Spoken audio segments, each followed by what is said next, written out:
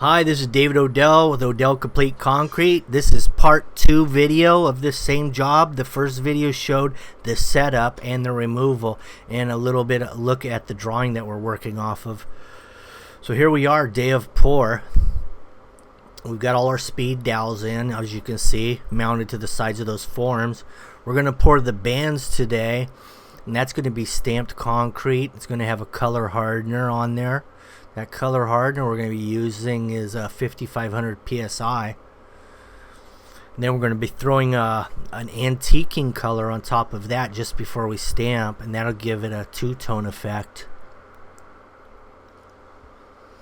Here's our pumper out front. He's all set up, and we're starting getting it on right now. I've got the clean outs. You've seen the clean outs there. I got some blue tape over them. The first video I didn't really show those brass collars going on, but we're going to show how they clean up at the end when we do the rinse.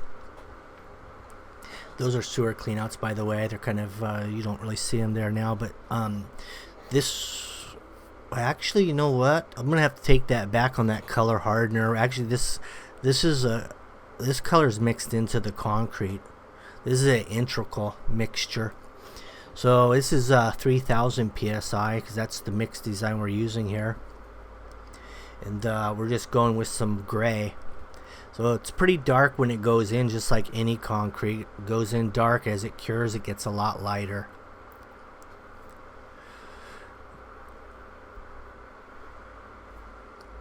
Now we've got all those speed dowels in. The rebar, we have 2 bars side by side in every band. We've used some road base throughout the entire driveway.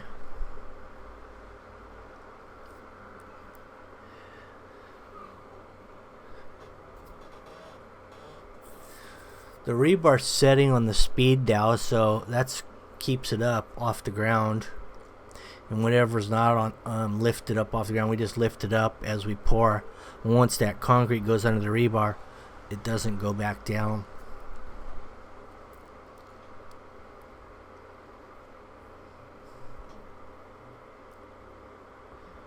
So we've got everything laid down, and my little 10-inch wide walking edger pretty much knocks this whole thing out after you edge both sides, because they overlap on the walking edges. So there's not a whole lot of finishing to do at this point. The walking edger pretty much gets you to where you want to be. We have a thickened edge around this raised front porch area, because we didn't want to add a base in there and bring up the grade, because the native compacted soils, you know, like I said in the first video, much better than bringing base in and recompacting.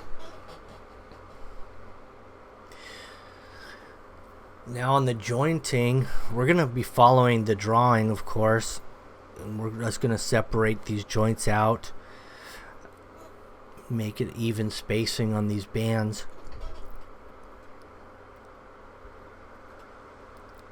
Now you always want to put your joints on the corners, because that's where concrete's going to want to crack, is on the corners. So you always have to cover those like that is there.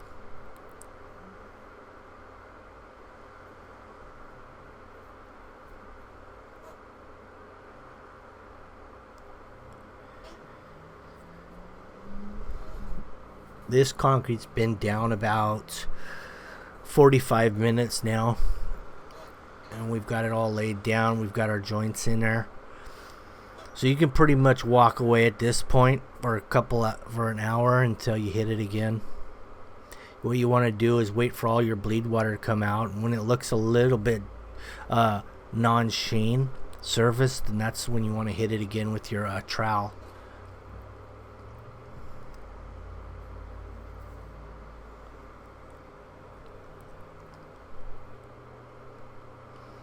The type of joiner we're using here is 1/2 inch radius, and it's 3/4 inch deep.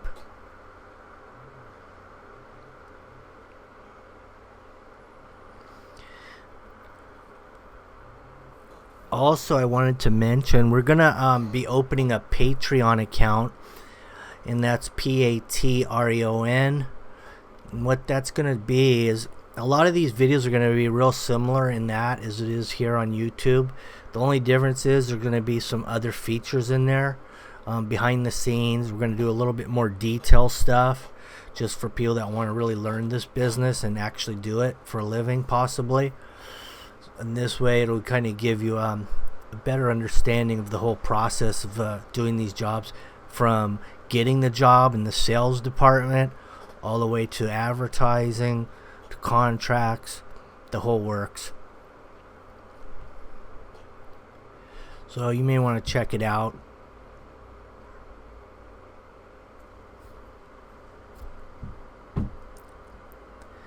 Now this rolled curb, that's what that is, a rolled curb in the street there. It's not an L curb.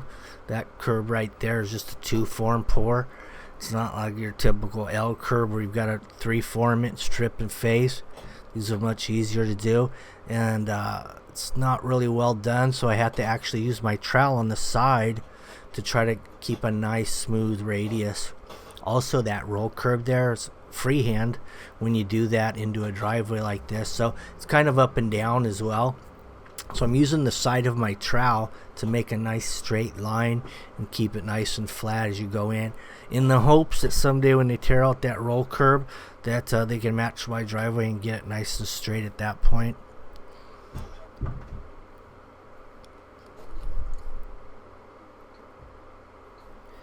So here's the process. Now we just threw the antique release on there. And what that does is it adds a secondary color, and it also prevents my stamps from sticking to the concrete. Now we're using a small random stone stamp, so these bands will look similar to natural stone in the concrete driveway we're going to pour next.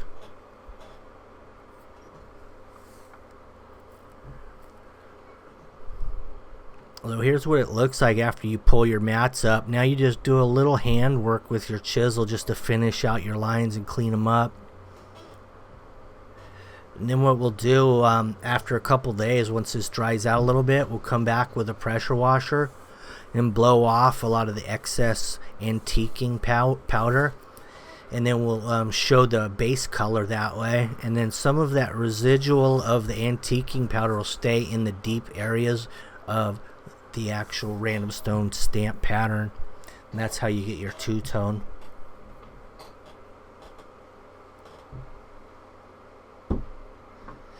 So that's how I like to hold them on bands. Hold them together, you know, so that they're set up, so when you drop them down, you're maximizing the space they cover, and you get more full stones on the band itself that way.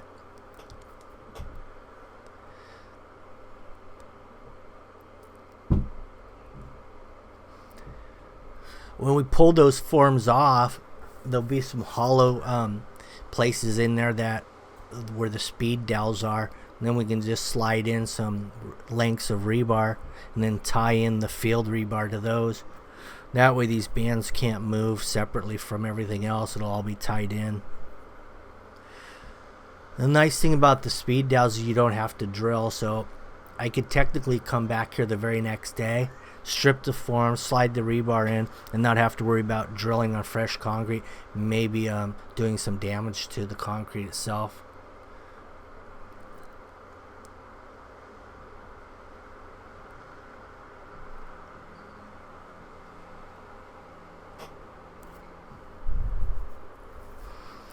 Stamping up against the house with these particular shaped random stone stamps is a little more challenging, because the way that they're designed, they don't really get against the house, so you have to use a texture mat up against the house, and you have to do a lot of hand tooling to continue your joints all the way up.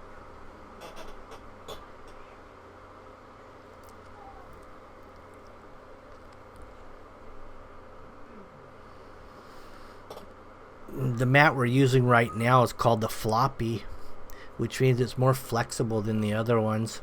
So you could actually bend it up almost a 90-degree angle and get you real close to the house edge.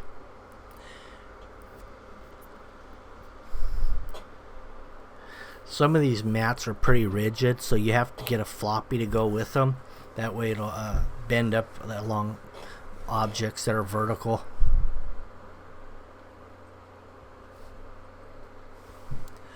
So we've got speed dowels all the way around the inside of all these bands. All these forms will come off, and then we can slip in the rebar dowels.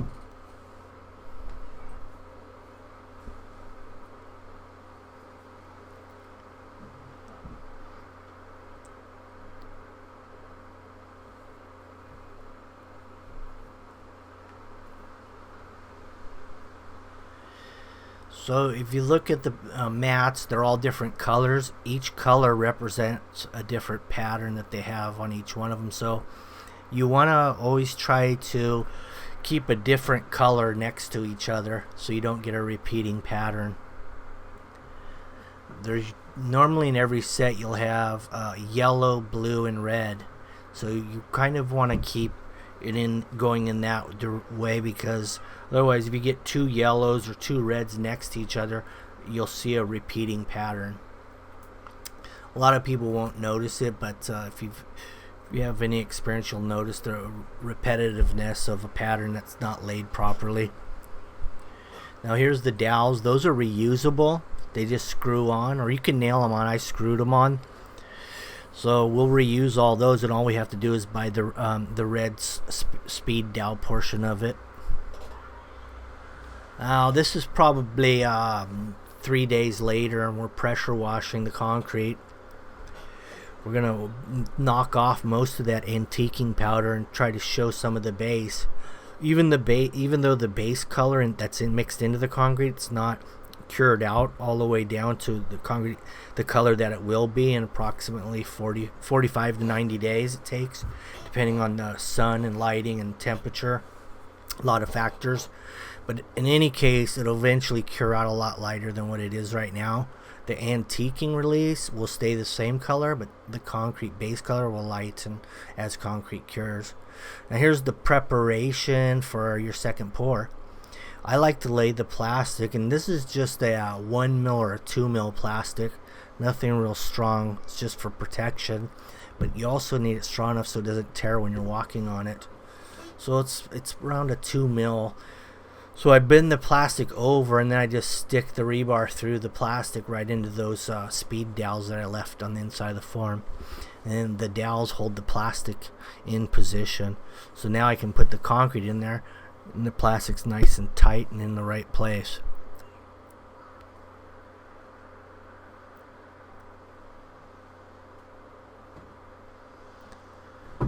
Now we're doing a little bit of layout right here on your grade. This is your elevation for the actual driveway pour. I just drive a 16 duplex at the elevation I want the top of concrete, and I can wet screed right off of those nails and then turn and burn and pull it down the hill.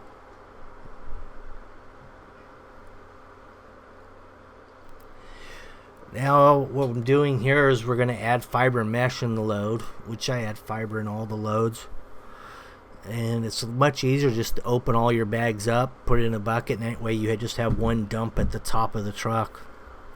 Instead of ripping over open individual bags while you're up there, you just dump it in one quick dump from the bucket, and you got it.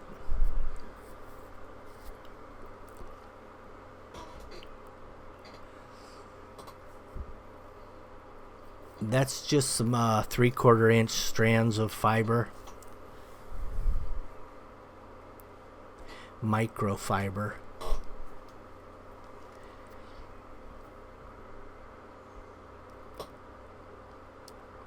Now this concrete color is the same as the base of the bands, but the only difference is it won't have the secondary color on it, and it won't be stamped. It'll just be a smooth broom finish with some wet joints in it, double joints going across the driveway.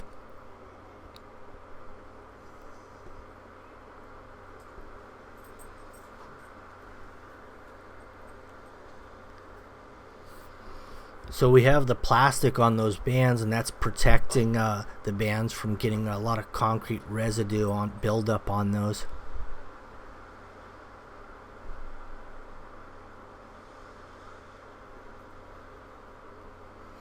And what we'll do as this concrete dries in the driveway and we finish it out, as we go around it on our last pass with the hand edger, we'll use a razor knife and cut the plastic on the inside edge of that radius, the lowest portion that we can get to without disturbing the concrete, and pull the plastic out as we go around and roll it up, and that'll pick up all the debris that's on the plastic.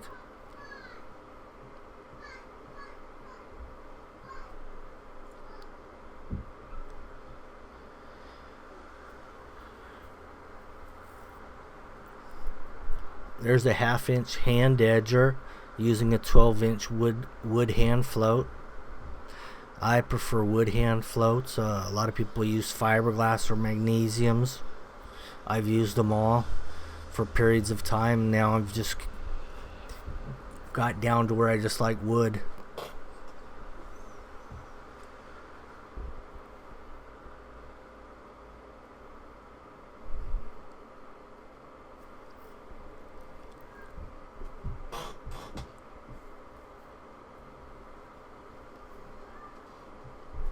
Here's a fiberglass funny float. It's basically a fiberglass hand float with a handle on it.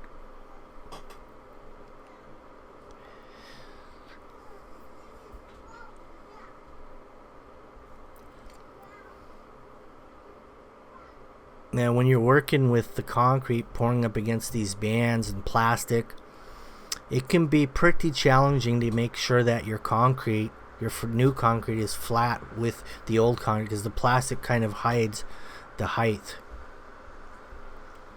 Because with all that concrete debris on there and some wrinkles in the plastic, it can be pretty tricky to determine the level. So you really have to go through that with a hand float and really feel it.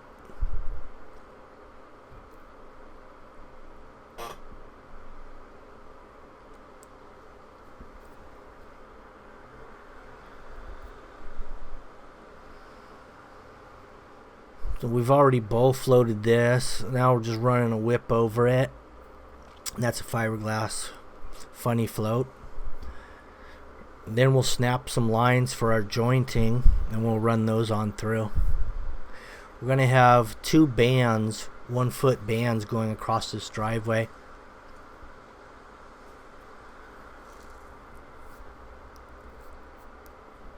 Now we're measuring out the actual joint lines in the pattern where we're going to snap the line and cut the joints out. Now underneath that plastic is the original control joint from the bands that we poured.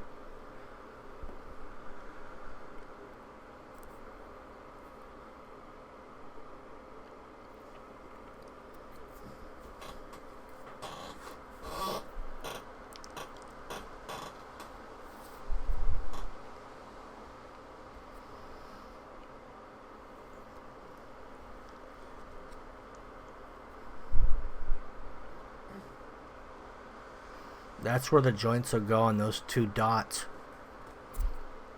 That's where we'll pull the string line across, snap the line on the wet concrete. It's a dry line, we just snap it on the wet concrete, and then we can just follow it with our cutter.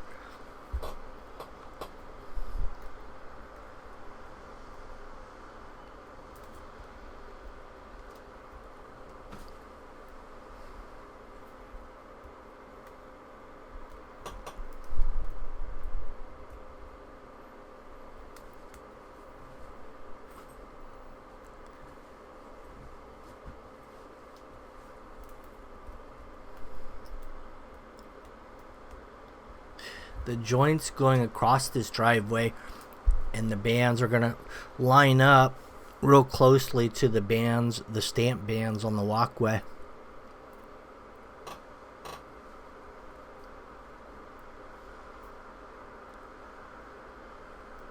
So those are things you have to think about during the setup, where when you form those bands in the walkway, of whether or not you want them to line up with the driveway bands. And in this case, they're going to all line up.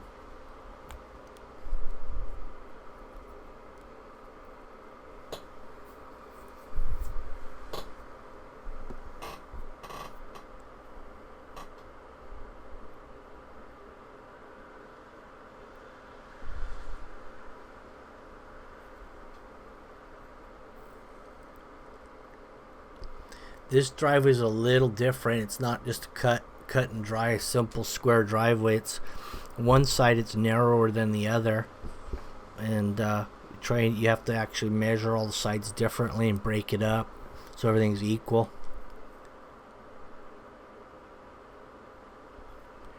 Now I'm using a 3-foot long 2.5-inch cutter, which typically bounces off the rebar a little bit here and there when you get down that deep, but its main purpose is to separate the aggregate.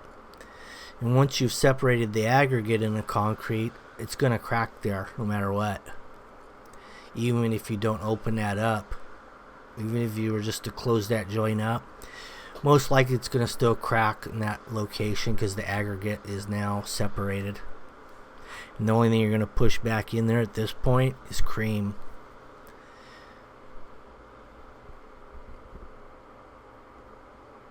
What we're going to do by cleaning these joints up, we'll use a 3/4 inch deep, 1/2 inch radius.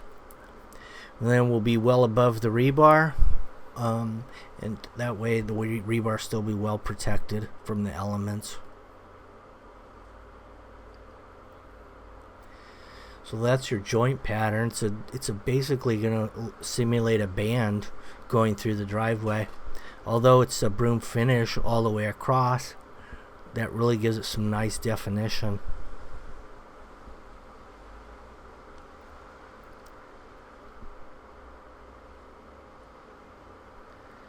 That's your original cut. Now what you do is let that dry just a little bit, so that way it holds its location when you start running this joiner over it. If you come up through it too early, you're going to probably get off track, and then you're not going to be straight anymore. But once we get all these joints in, we'll go ahead and run Big Blue over it, knock out all those joiner marks.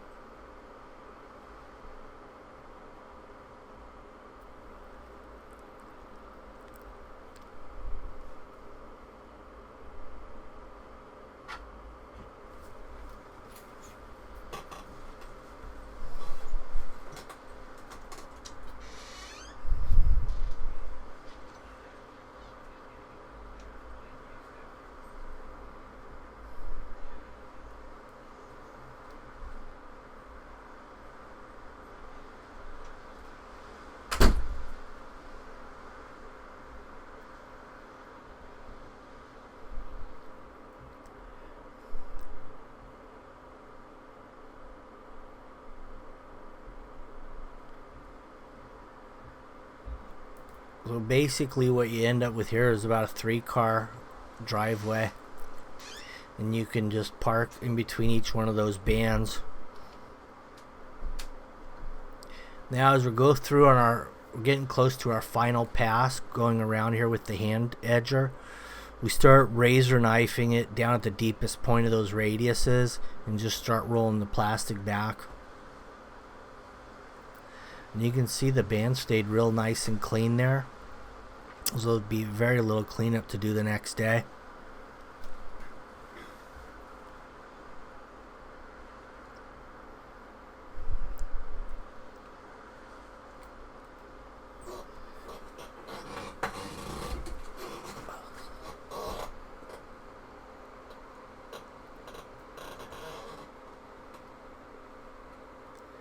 This is about 3 hours into it from the beginning. Now if there is any residual cement from the pour that got underneath that plastic, you can just get a sponge and clean water and go around and do some minor touch-ups. Much better to get it off today than tomorrow, as otherwise you're going to remove a lot of the antique release by trying to get hard concrete off your colored bands.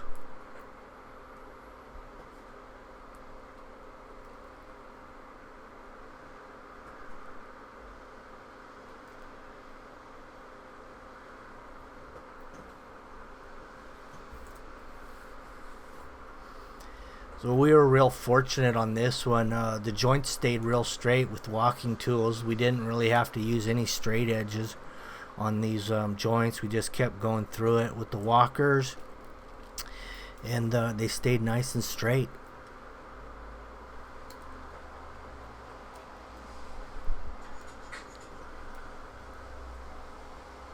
This entire front yard is going to be removed and redid. It's going to be done in more of a desert scape setting. No lawn, just rocks and some drought tolerant planting, succulents and what have you.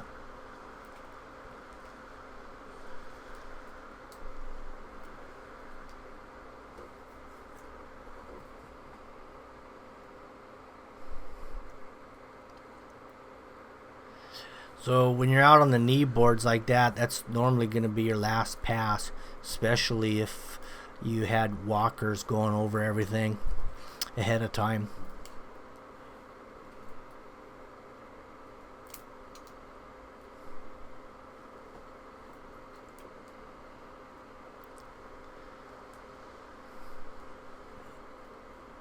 So we've got everything broomed down there in the sun, and we just had to wait a little bit to come up here in the shaded area because we wanted to maintain a consistent broom finish through the sun to the shade.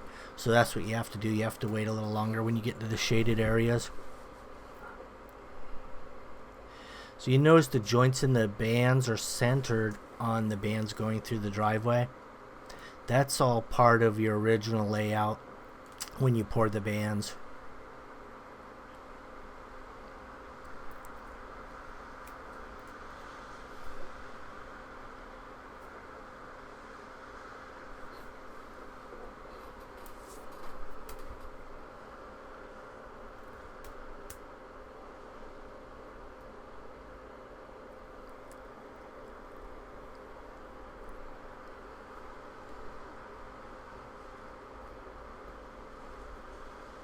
Little wetter up here at the top, so we had to go through that one more time.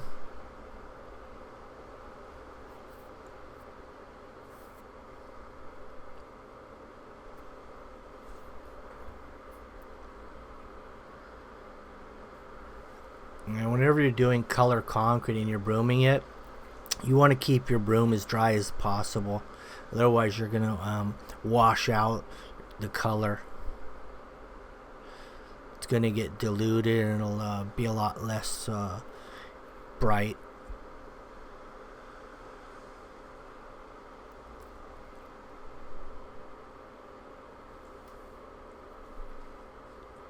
So that's what it looks like a few days after you get done pouring on the bands. Anyway, thanks for watching the video. Make sure you check out that Patreon. That's where you can subscribe, and we're going to start doing some more detail stuff on there. Also, we haven't showed the landscaping on here yet, but when we go back to seal it, we will show all that. It turned out really beautiful. Thanks for watching. Don't forget to subscribe. Thank you.